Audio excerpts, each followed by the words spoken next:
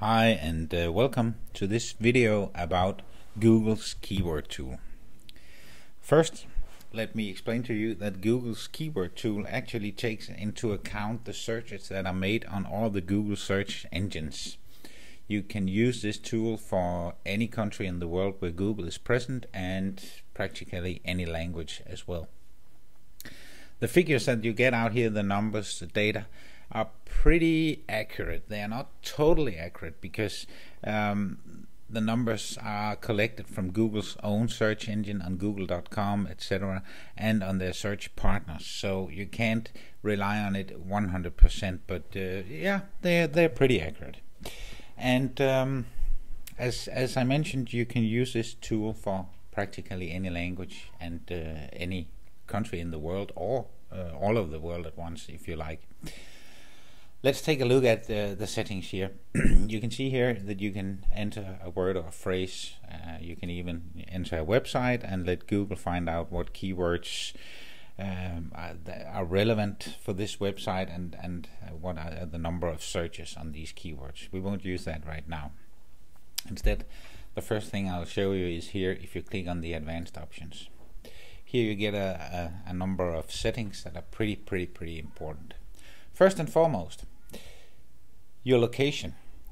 You're not here, you shouldn't choose your location, but the location where you want data from. If you're looking at the United Kingdom, you should choose that, or Germany, or whatever. Or you can use all countries if you're researching something global.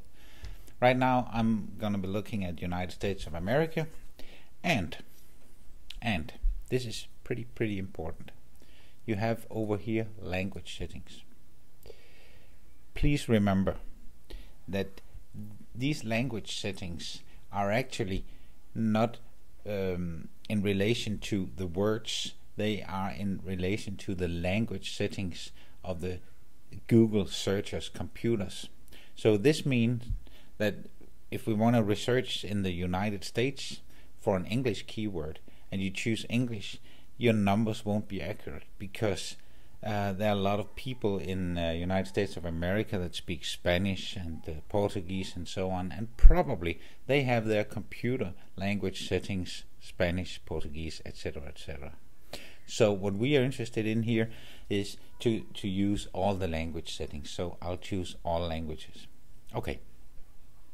We have here, this of course depends on what kind of research you are doing, but you can actually include adult ideas, and then you will get suggestions and you will get numbers of searches with words that you might not like to see. So, but I warn you, you can include it if you will. You can show stats for mobile search if you want to use that as well. And here you can have all keyword ideas or ideas containing my search terms. Well, let me give you an example. If you choose all keyword ideas and you enter cars as a word you like to research, then you will see results related to cars. It could be car financing, car wash, etc., etc. They all have the word car in them, but it could also be tires, it could be motor renovation, and so on. So you get a very broad setup of keywords. If you want to narrow it down, then you should choose ideas containing my search items. That's it.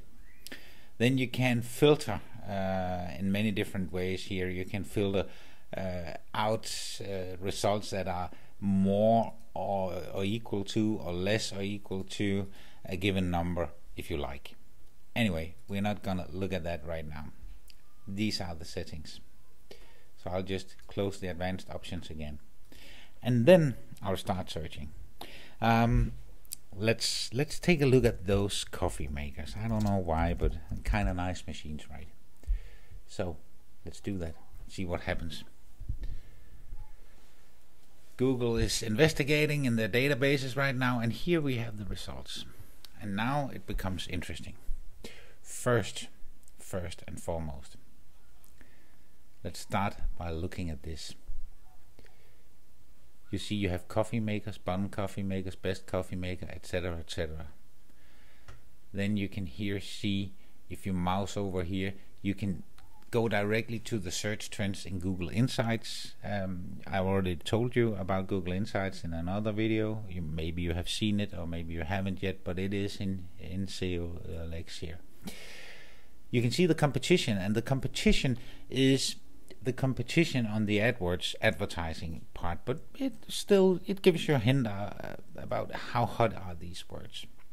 Then you have the global monthly searches, and you have the local monthly searches. The local in this case is location United States. So what we learn here is that it seems like we've got around 165,000 monthly searches in the United States for coffee makers. But can we really trust that? No, we actually can't. I'll show you why. Over here you have some tools, and down here in the very bottom you will see this, the match types, and there you can choose between broad, exact and phrase. Right now it is on broad match, and that means that every possible search where the words coffee and makers are a part of the search, they will count. Now I'll remove this and mark the exact instead, and let's see what happens over here. Wow! From 165,000 a month down to 18,100 a month searches for coffee makers in the United States of America. So the other one, phrase, is more or less the same as broad. Actually, if you know AdWords, you will know what it means, but the phrase, then you tell Google that the phrase coffee and a new word makers must be in the search in order to count here. But let's go back to the results here, because now it gets interesting. You can actually sort these. They are not sorted now, but we can do that. We can say sort by local monthly searches, and if you do that, you will see that Google actually suggests the word tea and refrigerator. Why do they do that? Well, if you remember, up here in the advanced search we said all keyword ideas. Let's try to change that to ideas containing my search terms instead, and now you will see a lot of different results here. I'll sort again, and now you don't see any tea at all. So now you can really rely on this. It's the best it gets, and you will learn that people are searching for coffee makers, Bun coffee makers, Krups coffee makers, etc., etc. And here you have, as previously mentioned, the local results. You can even see here, this is actually, you can look at this as kind of a calendar, and you can see the search trends for the last month or so, or the last year, sorry. And what you can see here is that in November 2009 and December 2009, the searches for coffee makers peaked. Why do you think that? Well, it's winter time in the United States, and it's close to Christmas. A lot of people are giving this as a Christmas gift, so that makes sense. Well, now I'll change this back to all keyword ideas again. And why do I do that? Because I want to give you a little, well, I won't call it exactly dirty, but well, kind of neat little trick. And you have to listen very careful here. All these suggestions, many of these doesn't make any sense at all compared to coffee makers. Look here, we have 777, and you can scroll through the pages here. But, and here comes the little dirty one. When you write the text on your landing page for coffee makers, find a lot of the words and terms here that you can use in your text that makes sense to people. Why? Because these searches are searches that Google connects to the phrase coffee makers. So if Google find these words on your web page, brewing coffee is nice on good coffee makers, yada yada yada, built-in coffee maker, whatever, use these terms that you find here in your copywriting, and you will kind of please Google. Google will understand this is really about coffee makers. Note this one: you can download all these results as a CSV file, and you can work with them in your spreadsheet or whatever you want to do. I also want to show you that you can actually, on these suggestions that Google make here, you can actually choose all of them, or you can remove to cut down the word and appliances. You don't want to see that.